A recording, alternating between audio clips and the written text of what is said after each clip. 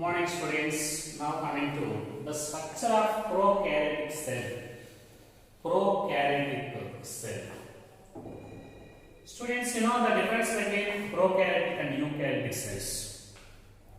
In eukaryotic cells, cell is represented by well-defined developed nuclear membrane, and histone proteins are also there. Chromatin is also there. But in case of prokaryotic cell, nucleus is not surrounded by nuclear membrane and histone proteins are absent.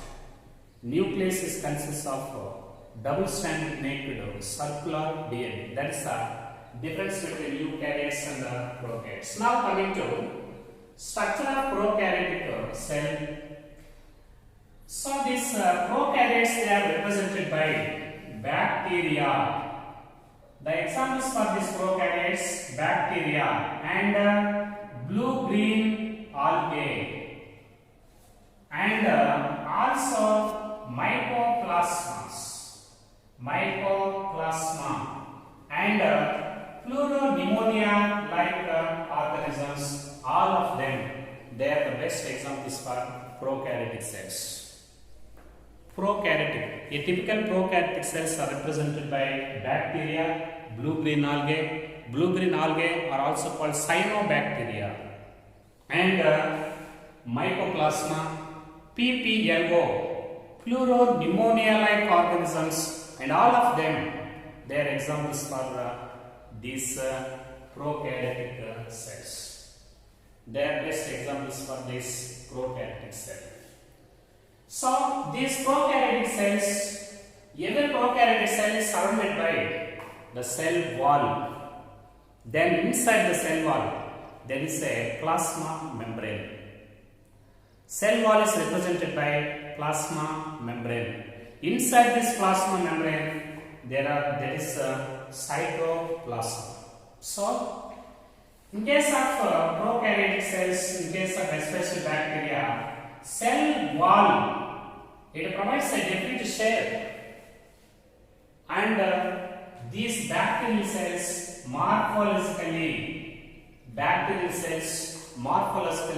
they are of different shapes.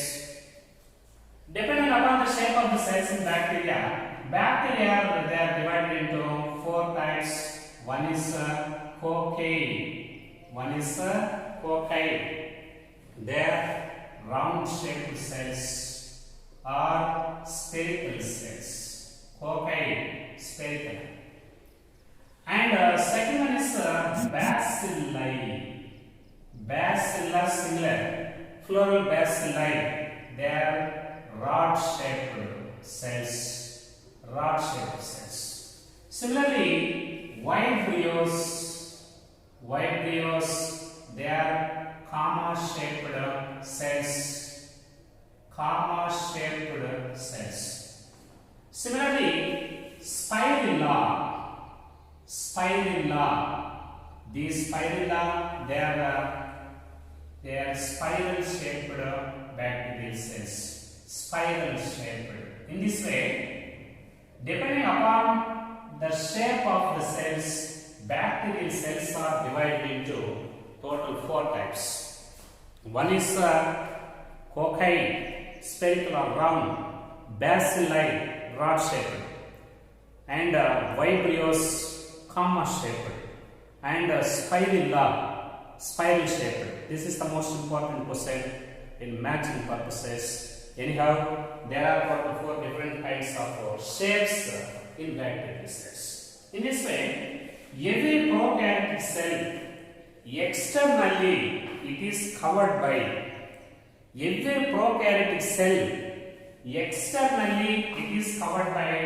glycocalyx.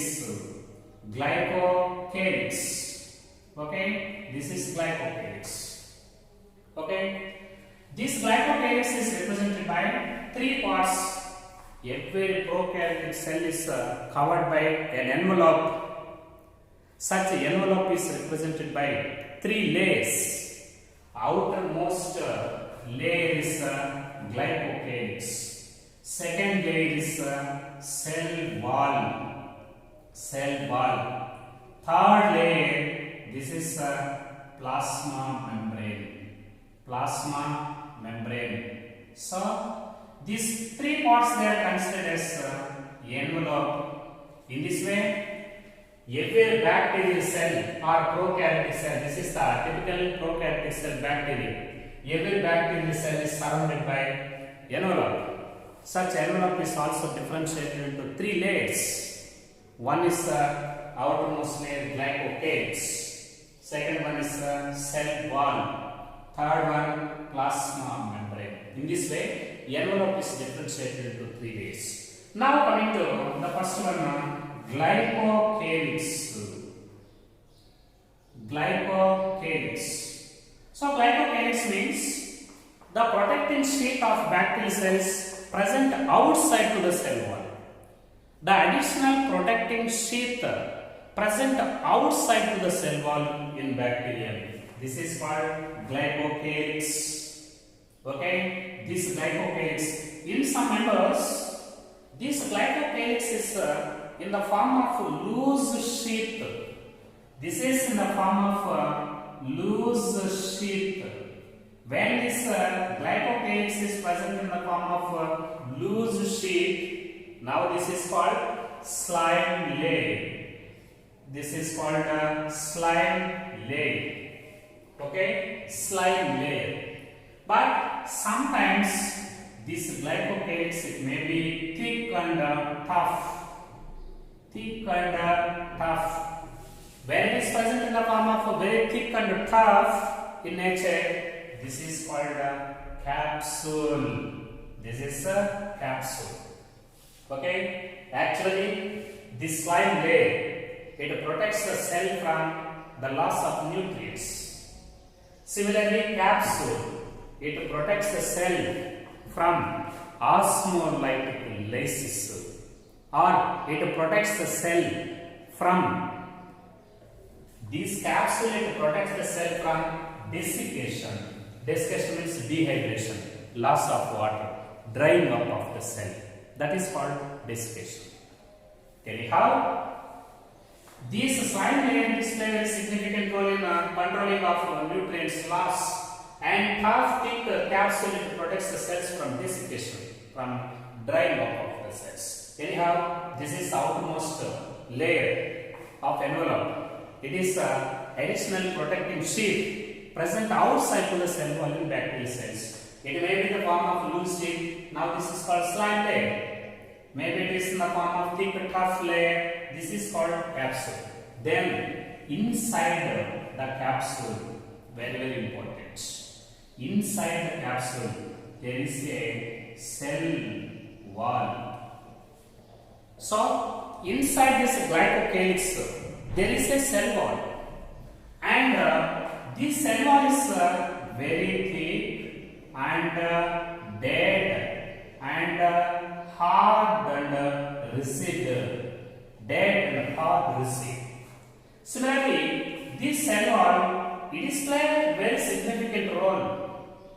Okay, this cell wall is chemically made up of murin. Murin. This is also called mucopeptides. Mucopeptides are also called peptidoglycans. Peptidoglycans. So, bacterial cell wall is chemically made up of murin. Cell wall in bacterial cells it plays a very significant role in providing a definite shape to bacterial cells. At the same time, it also protects the bacterial cells by osmolytic regulation. Osmolytic lysis means bursting of the cells. So this is a hard rigid coat surrounding the cells, and it protects the cells from osmolytic lysis means bursting, and it provides a correct shape to the bacterial cells. At the same time, bacterial cells are divided into two categories depending upon gram staining. Gram staining means this is the washing process, or this is chemical analysis of bacterial cells. Gram staining process was introduced by scientist Christian Gram. The dye used in this process is called crystal violet. So, first bacterial cells, they are treated with crystal violet. So, after the treatment with crystal violet, all bacterial cells are converted into the purple color. So, first bacterial cells are treated with crystal violet dye. It imparts purple color to the bacterial cells.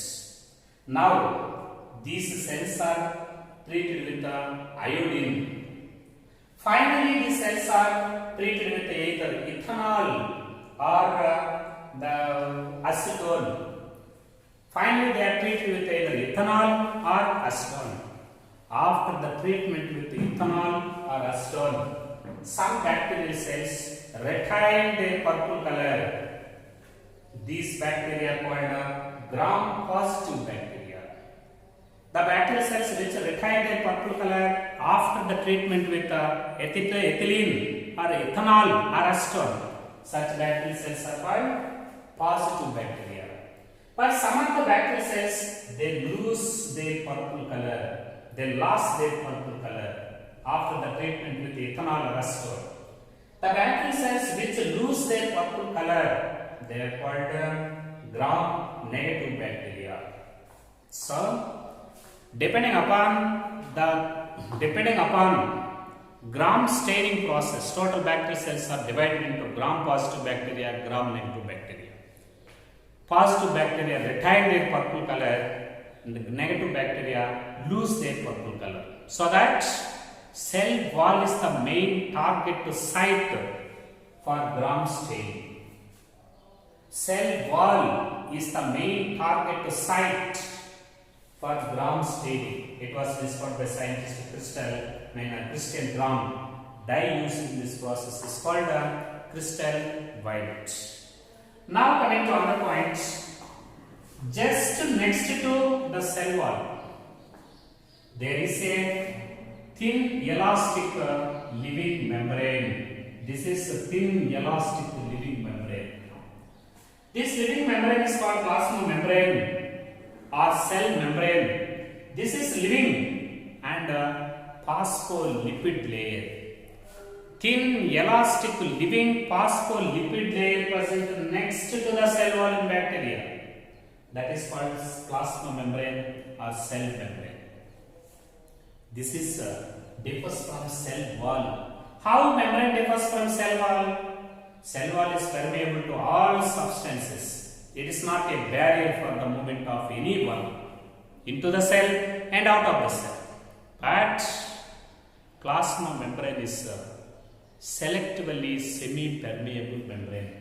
It can allow only some substances into the cell and out of the cell, but not all. Semi-permeable membrane. Okay? Generally, semi-permeable membrane, it is represented by three forms: vesicles and tubules, okay, or lamellae. So, plasma membrane, it is invaginates into the cytoplasm in certain locations in the cell. For example, this is one of the invagination. In certain locations, this plasma membrane, it is protrudes into the cell cytoplasm. It is invaginated into, it is infolded into the cytoplasm. Such infoldings of plasma membrane are called mesosomes. These mesosomes, they may be in the form of vesicles or tubules or lamellae. So, these mesosomes, they play very significant role in secretion of some chemical substances and contain some enzymes responsible for aerobic respiration of bacterial cells, and it also help in cell division, that is in binary fission. For these mesosomes, they also play very significant role in increasing the absorption surface area of the cell. It increases the absorption surface area of the cell. At the same time, these mesosomes, they also play a very significant role in a replication of DNA. That is the multiplication of DNA, and also the separation and distribution of these chromosomes into the daughter cells during the time of binary fission. Students, mesosomes, they help in secretion of chemicals, respiration, increase the absorption surface area of the cell. Also, it helps in replication of DNA and the separation of chromosomes and the distribution of chromosomes into the daughter cells during the time of the cell division. At the same time, in case of blue-green algae, these mesosomes, they also contain pigments called chromatophores. Mesosomes, they contain chromatophores which hold some amount of photosynthetic pigments. So, in case of blue-green algae members, these mesosomes contain some amount of chromatophores. They are responsible for carrying out the photosynthetic process. In this way, plasma membrane invasives into the cytoplasm to form mesosomes, and these mesosomes, they may be in the form of vesicles, tubules or lamellae. They play multiple roles in bacterial cells. At the same time, in case of blue-green algae, they contain some amount of pigments. They help in the photosynthetic process.